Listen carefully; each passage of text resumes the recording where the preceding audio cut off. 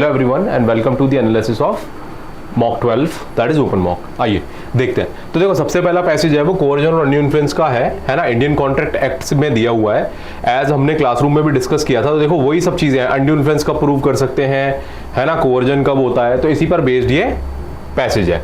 अब आते हैं अपन क्वेश्चन 56 पे। अब 56 देखेंगे तो देखो इसमें क्या है, A and B are friends and A is the owner of a large company. C and D are children of A and B respectively. B suggests that A make D the next chairman. तो एक जना अपने, है ना, D the next chairman as D is well qualified. अब देखो D को क्यों बना रहे हैं, क्योंकि well qualified है. However, A wants to make his own son the next chairman. One day D takes C for a ride. तो देखो बच्चा तो बच्चे को ले गया and B tells A that C has been abducted. B threatens that C will not be released until A makes D the chairman of the company. A gives in to the pressure and makes D the chairman, even though it later turns out that C was never abducted. Can A claim the coercion? Ask the court. Of course yes. हाँ, pressure तो किया ही है, तो ये coercion है क्या? बिल्कुल है, हाँ है। तो आंसर आएगा yes। अब देखो दो ऑप्शन है yes के, A और D। तो देखो yes, A can claim coercion as his consent was obtained through the use of threats by B। तो ये बिल्कुल मेरे को सही लग रहा है। और D देखते एक बार, yes A can claim coercion but he will also be liable for any damage suffered by B due to the breach of contract। तो देखो ये तो क्या है, गलत ऑप्शन हो गया। तो गिवन चॉइसेस में से सिर्फ A अपना आंसर बनेगा, तो आंसर है A। अब आगे आते हैं 57 पे। देखिए क्वेश्चन 57 है, Rohan a wealthy businessman approach his Elder and financially struggle neighbour mister Sharma with an offer to purchase a valuable painting owned by Mr. Sharma। अब देखो Rohan knows that Mr. Sharma is in the dire needs of fund to cover his mounting expenses। अब देखो ये इसको knowledge है ना। He offers Mr. Sharma some below paintings market price। अब क्योंकि इसको पता है वो फाइनेंशियली स्ट्रगल कर रहा है, इसलिए मार्केट प्राइस से लो प्राइस पर बताया उसको, है ना। Stressing that he needs a quick response as he is living country for an extended period of time. अब ये भी उसको पता है। तो feeling pressured and desperate of funds mister Sharma agree to sell the painting. अब बताओ क्या यहाँ पर है क्या अनड्यू इन्फ्लुएंस? तो बिल्कुल सही है। मतलब यहाँ पर क्या है, यहाँ पर अनड्यू इन्फ्लुएंस है। देखो यस एज, अब देखो जब तुमसे यही पूछ रहा है ना कि क्या यहाँ पे अनड्यू इन्फ्लुएंस है, तो अपना आंसर क्या होगा, हाँ यहाँ पर अनड्यू इन्फ्लुएंस है। तो ऑप्शन कौन कौन से हैं, यस के A और C हैं। तो देखो A देखते हैं, yes as Rohan uses financial position and knowledge of mister Sharma's vulnerability to pressure him into selling the painting at a significantly reduced price, which अब बिल्कुल पूरा का पूरा ही दिया हुआ है ना। तो A अपना आंसर है यहाँ पर। अब एक बार C को और देख लेते हैं, C क्यों नहीं है, मतलब यस होते हुए भी क्यों नहीं हो सकता। यस बट इफ ओनली देखो जहां इफ ओनली आ जाए ना वो ऑप्शन अपन लेते ही नहीं है, तो ये कट गया। तो बिल करके फिर A ही अपना आंसर बनता है। अब आते हैं क्वेश्चन नंबर 58 पे। 58 में क्या है, देखो Radha is a well known artist is approached by her former business partner Vikas who demands that she sign a contract giving him exclusive right to sell her artwork at a commission well above the market rate. अब देखो, है ना, देखो विकास farmer business partner है ना, Vikas threatens to reveal embarrassing personal information about Radha to the public. अब यहां पर कोवर्जन है क्या, तो ये तुमसे यही पूछ रहा है क्या कोवर्जन है, पूरा क्वेश्चन पढ़ना, बिल्कुल है। तो यस आएगा। अब देखो यस के कौन से दो ऑप्शन है, A और C। A देखते हैं, yes as Vikas threaten to commit an act forbidden by, बिल्कुल ये तो पूरी की पूरी डेफिनेशन ही दे रहा है, तो कोवर्जन बनता है ना। एक बार C देख लेते हैं क्यों नहीं है, yes but only if Radha can prove. अब ओनली इफ आ गया ना, काट दो, बेस्ट आंसर A है अपना। आगे बढ़ते हैं question number 59। Dr. Gupta, renowned physician, treats Mrs. Kapoor, a wealthy widow, for a serious medical condition. Over the time they develop a close relationship and Mr. Kapoor comes to trust of Dr. Gupta। मतलब अब यहाँ पर ये trust की बात आ गई, trust वाली power आ गई। So Dr. Gupta convinces Mrs. Kapoor to invest a substantial sum of money in a new healthcare startup, assuring her that it is guaranteed success. However, he fails to question its validity. Relying on Dr. Kapoor's assurance, Mrs. Kapoor invests her money in the startup. Later, the startup fails and Mrs. Kapoor loses her investment. Can Mrs. Kapoor challenge the validity of investment of the contract on the grounds of undue influence? Definitely yes. क्योंकि question में खुद ही दे रखा है ना, देखो ये वाली बात कि जो यहाँ पर सीरियस मेडिकल कंडीशन तो एक तो खुद की है और डॉक्टर कपूर पे ट्रस्ट करने लग गई है, मिसेस कपूर डॉक्टर गुप्ता पे ट्रस्ट करने लग गई, तो बिल्कुल अनड्यू इन्फ्लुएंस है। तो ऑप्शन ए देखो, yes as doctor Gupta uses position of trust and confidence with Mrs Kapoor to induce her into entering in the investment contract without disclosing the risk which constitute undue influence under section 16 of the Indian contract act. तो बिल्कुल सही है। एक बार D देख लेते हैं क्यों नहीं है। अब देखो, no as undue influence under section 16 of the contract only applies to the party where one party holds a position of authority over the other party which was not in the case between। तो not the case का मतलब तो option ही गलत है, इसीलिए given choices में से A अपना आंसर है। अब आते हैं अपन इस पैसेज के लास्ट क्वेश्चन पे। Assume that Mrs. Kapoor consulted an investment consultancy service about Dr. Gupta's position and proposition and after through advice, मतलब अब देखो, अब सिंपल बात है, क्वेश्चन ही फ्लिप हो गया कि अब इन्होंने कंसल्टेंसी से एडवाइस ले लिया, उस कंसल्टेंसी ने भी जो है डॉक्टर गुप्ता वाली बात को ही माना, उस बेस पर इन्वेस्टमेंट कर दिया। तो अब तुमसे पूछ रहे हैं कि क्या यहां पर चैलेंज किया जा सकता है क्या इस इन्वेस्टमेंट को on the grounds of undue influence? तो अपन कहेंगे अब नहीं किया जा सकता। तो अब आंसर क्या बनेगा? नो में बनेगा। तो नो के दो ऑप्शन है, पहले ये देखते हैं, no as Mrs Kapoor made the decision of to invest based on independent investment consultancy, which बिल्कुल सही है। तो एक तो ए अपना आंसर सही लगता है मुझे, एक बार डी देख लेते हैं क्यों नहीं है। तो आंसर तो ए ही है, बट डी क्यों नहीं है देखते हैं। Yes but only if Mrs Kapoor can prove, वही मैंने क्या बोला था, if only if Mrs Kapoor can prove, इसका मतलब तो ये बात प्रूव है ही नहीं कि जो है अनड्यू इन्फ्लुएंस नहीं है, तो फिर ए ही अपना आंसर होगा, क्लियर है ना। अब अगले पैसेज पे आते हैं अपन। तो यहाँ जो पैसेज 2 है वो पैसेज दिया हुआ है अपने रेस जुडिकाटा पे। अब रेस जुडिकाटा देखो क्या होता है, is a fundamental principle of law that seeks to ensure finality and certainty of judicial decisions.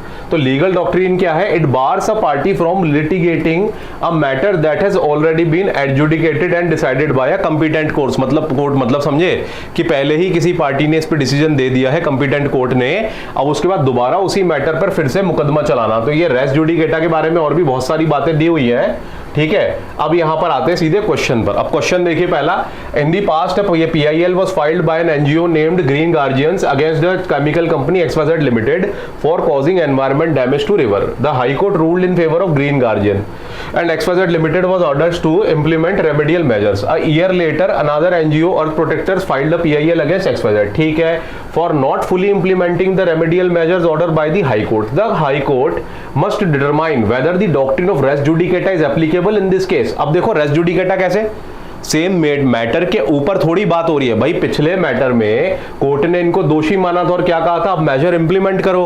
अब इस मैटर में तो क्या हो रहा है, इस मैटर के अंदर वो बात तो है ही नहीं, यहां ये कह रहे हैं कि उस मेजर्स को इन्होंने इंप्लीमेंट नहीं किया। तो अब यहां पर आपसे पूछ रहे हैं कि क्या doctrine of res judicata apply होगी, तो अपना आंसर होगा नहीं, नो। तो देखो नो के अंदर बी है या डी है। बी देखो, no since earth protector is a different NGO and the same party and the doctrine of res judicata. अब देखो ये क्या बात कर रहा है, डिफरेंट NGO है और सेम पार्टी है ही नहीं, तो रेस जुडिकाटा का ये तो मैटर बनता ही नहीं है, तो ये तो कट गया अपना। अब देखो ये as the PIL filed by earth protector is focused on the non compliance of remedial measure, बिल्कुल, तो डी अपना आंसर है यहाँ पे। अगले क्वेश्चन पे आते हैं।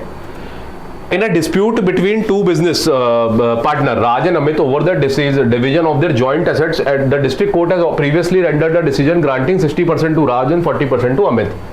ठीक है, after few years Amit discovers new evidence that suggests the original division of assets was unfair. He decides to file a new suit against Raj seeking a revised division of the assets. However, it comes to the light to the district court that rendered the original decision did not have the jurisdiction to handle the cases involving specific type of assets involved in the dispute. अब देखो jurisdiction ही नहीं है तो matter तो jurisdiction का होगा ना। तो देखो the court must determine whether the doctrine of res judicata is applicable in this case. Will res judicata apply or not? अब देखो यहाँ पर तो यहाँ पर देखो, लेकिन मेन मैटर क्या है, ठीक है, to handle the case involving, तो रेस जुडिकाटा अप्लाई होगा क्या? आंसर है नहीं, रेस जुडिकाटा अप्लाई नहीं होगा। तो रेस जुडिकाटा का मतलब यही तो होता है कि पहले कंपिटेंट डिसीजन आ चुका है तो अब दोबारा डिसीजन जो है कोर्ट नहीं सुनेगा, तो यहां तो अप्लाई नहीं होगा। तो गिवन चॉइसेस में से क्या, एक तो बी देखते हैं और डी देखते हैं। No since the earlier decision was rendered by court that was not competent, basically B answer है, सही, बिल्कुल सही पॉइंट है। अब डी एक बार देख लेते हैं क्यों नहीं है। No, as the new evidence discovered by Amit might change the merits of the case and could lead a different outcome. We don't know. So given choice B is the answer. D गलत है। आते 63 question में देखो, in a dispute between two neighbors Ravi and Suresh over the boundary line between their properties, a district court has previously rendered a decision in favor of Ravi. Ravi के favour का decision आया था। However, the decision was based on a procedural issue and did not address the merits of the case. A few years later, Suresh decides to file a new suit against Ravi, presenting new evidence and support his claim, rendering the boundary line. The court must determine whether the doctrine of res judicata, अब देखो नया जो है ना वो element दिया है कि नए जो है उसको सबूत मिले थे, उस बेस के ऊपर ना वो कोर्ट में पेश हुआ है ना। अब आपको कहा गया है कि भाई अब आपको डिसाइड करना है कि क्या यहाँ पे रेस जुडिकाटा जो है वो अप्लाई होगा कि नहीं होगा। तो देखो नहीं होगा, क्यों नहीं होगा, क्योंकि देखो प्रीवियसली जो है वो बिल्कुल सही है ना। अब देखो was based on a procedural issue and did not address merits of the case. A few years later, ठीक है ना, तो है ना, तो रेस जुडिकाटा अप्लाई होगा क्या? नहीं होगा ना, क्योंकि देखो यहाँ प्रोसीजर ही फॉलो नहीं हुआ, लिखा है ना। Did not address the merits, तो जब मेरिट्स कोई नहीं है ना, तो जो है ना, वो based on the procedural issue and did not address the merits. अब मेरिट्स ही एड्रेस नहीं किए तो फिर कैसे होगा? तो गिवन चॉइसेस में से आंसर क्या बनेगा? नो बनेगा। तो एक तो ए है, एक सी है। ए देखते हैं, no because the earlier decision was not given on the merits of the case, तो बिल्कुल ए अपना आंसर बनेगा। अब डी देखते हैं क्यों नहीं है, तो यस सी क्या कह रहा है? No because the new evidence presented by Suresh might change the merits. अब देखो वही पिछले क्वेश्चन की तरह ही ऑप्शन है, बिल्कुल नहीं हो सकता, काट दो इसको। आगे आते हैं अब क्वेश्चन नंबर 64 पे। In the rights of the recent amendment of the law of res judicata which states that if the matter has been decided by a court of law to its finality. समझना इस point को कि अगर कोई, ये अलग से बात लिखी हुई है, एक नया अमेंडमेंट है कि अगर कोई कोर्ट डिसाइड कर रहा है किसी मैटर को टू इट्स फाइनलिटी, खुद ही फाइनल कर रहा है, no further suit can be filed even if the latter decision was not based on the merits. भले ही जो है ना, earlier decision was not based on the merit, earlier decision किसी मेरिट पे नहीं भी होगा ना, तो भी जो दूसरा सूट है उसको एंटरटेन नहीं करेंगे, ये कह रहा है। तो अब यहां पर देखेंगे, है ना, assume the facts of the book question will the amendment of amended res judicata doctrine apply. मतलब आपसे पूछ रहे हैं कि अब इस पे अप्लाई कर दो ऊपर, तो ऊपर क्या है, डिसीजन तो आया ही था ना। अब जब डिसीजन तो वहां पर आया ही था, तो क्या होगा, क्या वहां पे रेस जुडिकाटा अप्लाई? आंसर क्या होगा? हाँ, यस, क्योंकि merit according to this decide हो गई थी to the finality in a court of law, तो कोई डिसीजन जो है वो उस पर और नहीं माना जाएगा। अब देखिए, एक देखो सी बी ऑप्शन, तो आंसर तो यही बनता है। अब सी को देख लेते हैं क्यों गलत है। Yes, because the parties of the to the subsequent suit are the same and the amendment of parties same वाला तो पॉइंट ही नहीं है, तो ये ऑप्शन ही कट जाएगा। आते हैं अगले क्वेश्चन पे। A man named Arjun was previously charged and acquitted by theft by a criminal court. The prosecutor, however, discovers new evidence that suggests Arjun guilt in the case. The prosecutor seeks to file a new case against Arjun based on new evidence. अब देखो पहली बार क्या हुआ था कि है ना, जो है ना, तो पहली बार एक्विट हो गया था वो, ठीक है। अब वापस से नया एविडेंस मिला है तो दोबारा मुकदमा चला है। The court must determine weather article 20 sub clause 2, तो आर्टिकल 20 सब क्लॉज 2 तो डबल जेओपार्डी होती है ना, कि एक ही ऑफेंस में जो है एक ट्रायल और सजा का दोनों का हो जाना। अब इसका क्या हुआ है, ट्रायल और एक्विटल हुआ है, सजा तो हुई नहीं है। तो भैया पूछ रहे हैं is the prosecution of Arjun is barred by article 20 sub clause 2, तो आंसर क्या आएगा? नहीं। क्यों? क्योंकि वो एक्विट हुआ था, वो सजा थोड़ी मिली थी उसे प्रीवियस केस में। तो देखो, no because Arjun was acquitted in the previous case and article 1 prevents an individual, बिल्कुल ए अपना आंसर है। अब एक बार यहां देख लेते हैं नो का दूसरा ऑप्शन ये क्यों नहीं है। No because the principle of res judicata does not apply to criminal case and the concept of double jeopardy does not protect an individual from being prosecuted again after an acquittal, ठीक है। तो देखो ये बात जो है ना, जो ऑप्शन दिया हुआ है ना, no because the principle of res judicata does not apply to the criminal case, तो रेस जुडिकाटा तो एक सिंपल सा कॉन्सेप्ट है ना, and the concept of double jeopardy does not protect an individual from being prosecuted again after the acquittal. तो ये जो है ना, ये ऑप्शन जो है ये सही नहीं है, तो गिवन चॉइसेस में से बेटर ऑप्शन अपना ए है, तो ए अपना आंसर है। आते हैं अगले पैसेज पर। ये जो है ये 498 है और 304 बी पर बेस्ड है। 304 बी डाउरी डेथ है और 498 है जो है क्रूअल्टी पे बेस्ड है, ठीक है, डाउरी, क्रूअल्टी रिगार्डिंग डाउरी। अब देखो 304 बी जो है इसकी डेफिनेशन दे रखी है पूरी। अब क्वेश्चन पे आते हैं सीधे, ठीक है। अब यहाँ पर देखेंगे, in a recent case a women name Y died from severe burns within 6 years of her marriage. तो देखो ये 7 years के अंदर का टाइम है। 2 weeks before her death Y confided in her close friends that X brother has been harassing her for more dowry. However, there is no evidence of X's direct involvement in the harassment. Given circumstance, will X be held liable for Y's death under 304B? तो देखो इसमें पूछ रहे हैं कि क्या given circumstance में X liable होगा। आंसर है नहीं, क्योंकि X तो इन्वॉल्व था ही नहीं ना, उसका भाई था, तो आंसर B बनेगा, ठीक है। देखो है ना, तो एक सही रीजन है। अभी डी देखो, जैसे because the harassment took place 2 weeks before the wife death which is not considered soon, तो ऑप्शन ही गलत हो गया। आगे बढ़ते हैं 67 में। In the recent case a woman name Y died from severe burns within 6 years of her marriage to X. Okay, 4 months before the death Y confined the close friend that X brother has been harassing her for more dowry. अब आगे देखो, however there is no evidence of any harassment or cruelty by X or his relatives in the month leading to the wife's death. Given the circumstances, will X's brother be held liable for wife's death? तो देखो answer तो अब no ही आना है, क्योंकि यहाँ पर कोई एविडेंस इनके पास है ही नहीं। तो देखो अपन नो में देख लेते हैं, एक तो बी है एक डी है। बी देखते हैं, no because X was not directly involve in the harassment and only his brother was implicated, नहीं, क्योंकि दोनों के खिलाफ ही कोई कुछ भी नहीं था, तो बी ऑप्शन गलत है। डी देखते हैं, no because the harassment took place 4 months before wife's death which will not be considered soon before her death. चलो जो भी बात है जो है वो बात 4 months पहले किया है, तो ये बात भी सही है। तो गिवन चॉइस में तो गलती हो गया ना, तो डी अपना आंसर बनता है। आगे बढ़ते हैं। 498A का की डेफिनेशन दे रखी है ना। अब इसके आगे का क्वेश्चन है, सीधे क्वेश्चन पढ़ते हैं अपन। तो यहाँ पर ए और बी दोनों उसी ऑफेंस के क्वेश्चन यहाँ से शुरू होता है। X the husband of Y repeatedly demand that Y's family will provide him an expensive car, है ना, as a expensive car as dowry. हाँ, as a result of this constant demand Y experiences severe mental distress and anxiety.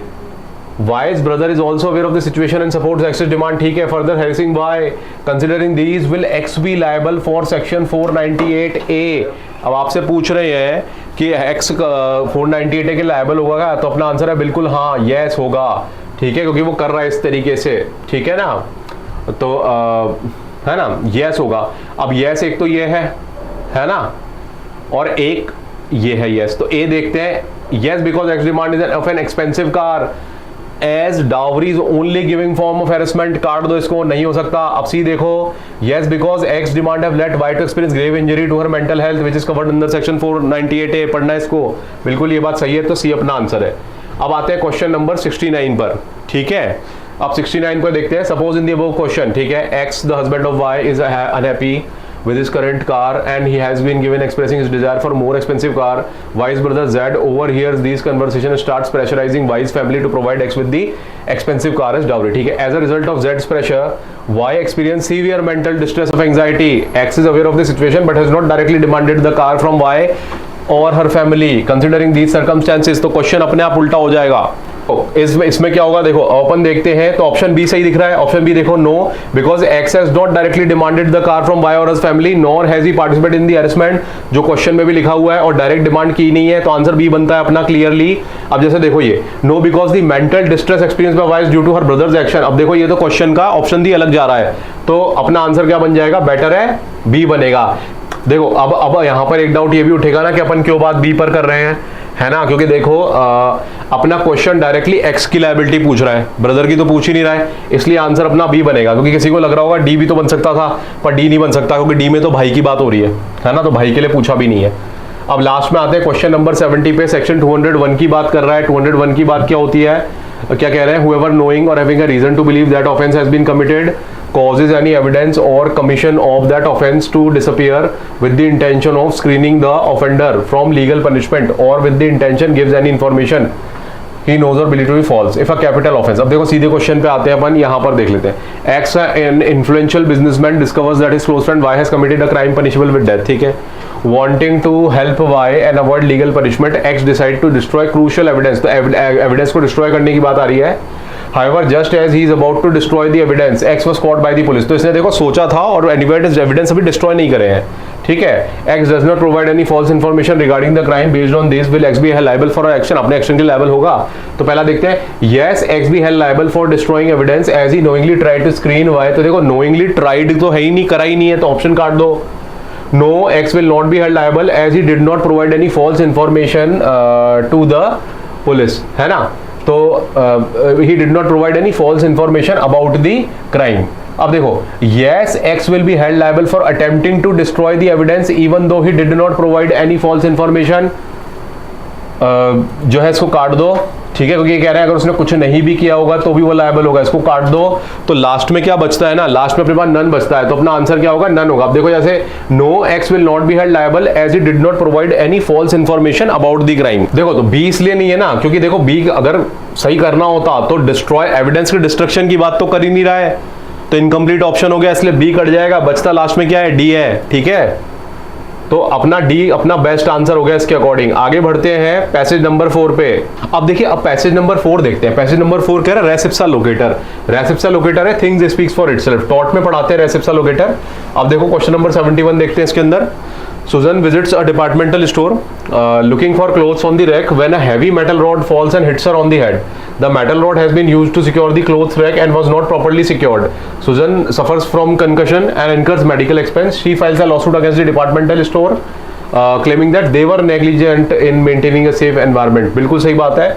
Can departmental store use res ipsa locator to prove that the can Susan's use res ipsa locator to prove that the it is the departmental stores negligence. तो देखो answer होगा बिल्कुल हाँ, सुजन can use it.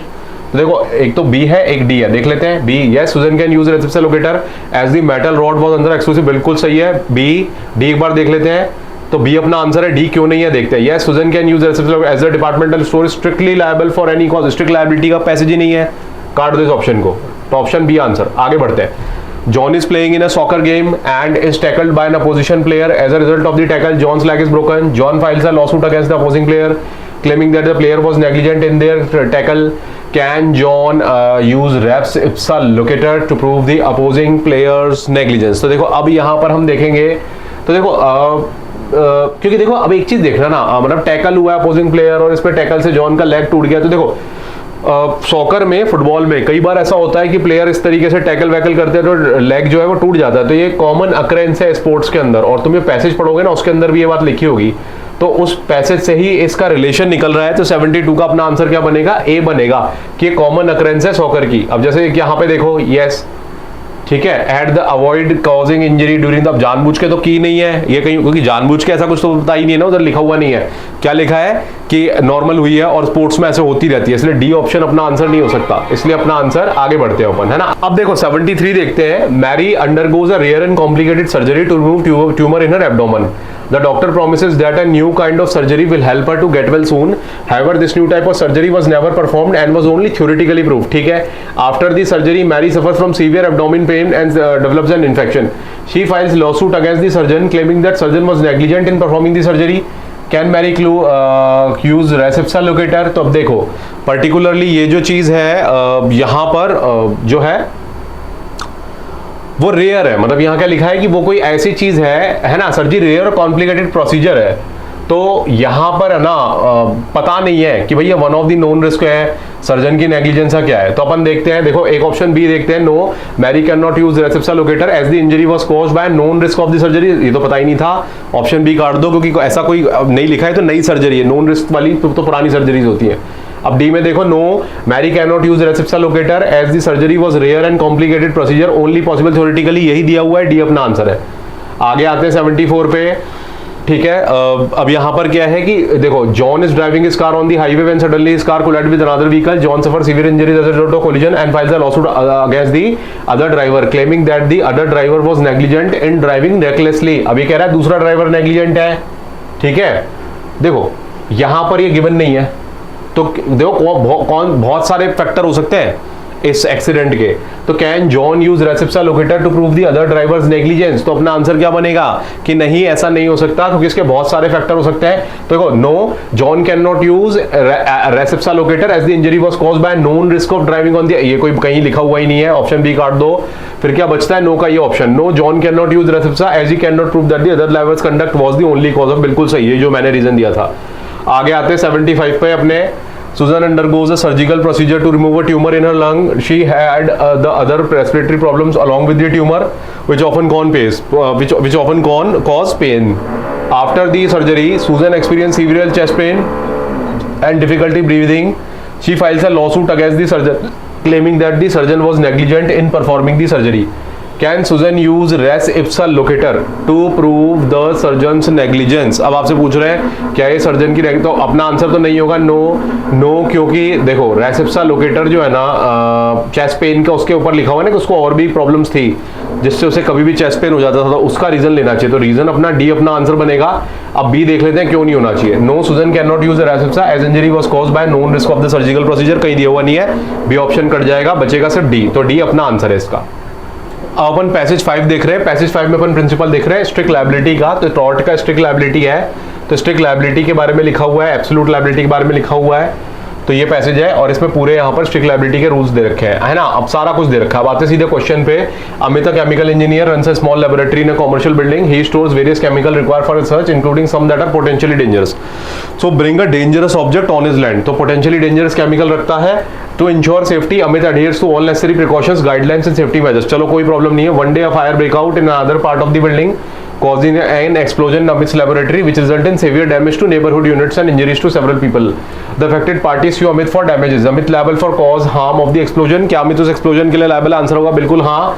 क्योंकि Amit dangerous chemical store करता है, ये passage में ही दिया हुआ है कि जो भी इस तरीके से करेगा वो रेस्पॉन्सिबल होगा। अब देखो ए तो आंसर है, ये क्यों नहीं है? क्योंकि इट वाज अमिट्स लेबोरेटरी, ये ऑप्शन ही गलत हो गया, तो सी को काट दो। गिवन चॉइसेस में से सिर्फ ए आंसर होगा। अब आते हैं 76 में। पूजा owns a large plot of land near a residential area which she leases to Nitin for operating a chemical factory. Nitin's factory procures hazardous waste as byproduct which he disposes of in compliance with environment regulations. ठीक है। However, a local environment activist group claimed that disposal process is polluting a nearby river and they demand compensation for the damage caused. The group decides to sue both Nitin and Pooja for the environmental harm. अब देखो इस पे पूछा जा रहा है क्या पूजा liable है क्या? अब अगर आप इस पैसेज को ढंग से पढ़ोगे तो उसमें लिखा है कि कोई भी अगर अपना खुद का जैसे रेजिडेंशियल जैसे कोई प्लॉट वगैरह भी प्रोवाइड करे इस पर्टिकुलर चीज के लिए तो वो भी रेस्पॉन्सिबल होती है, तो पूजा लायबल होगी क्योंकि उसने लैंड प्रोवाइड किया है नितिन को हजार्डस एक्टिविटी के लिए, तो ये अपना आंसर बनेगा।